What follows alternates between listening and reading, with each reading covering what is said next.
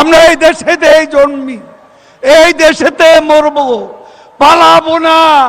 কোথায় পালাবো? পালাবো না, প্রয়োজনে ফখরুল সাহেবের বাসায় গিয়ে উঠবো। কি জায়গা দেবেন? না হলে ঠাকুর গায়ের বাড়ি আছে না, ওই বাড়িতে গিয়ে উঠবো। ঠিক আছে?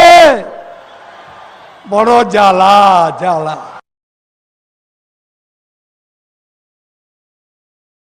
আমি কখনো পালাবো না।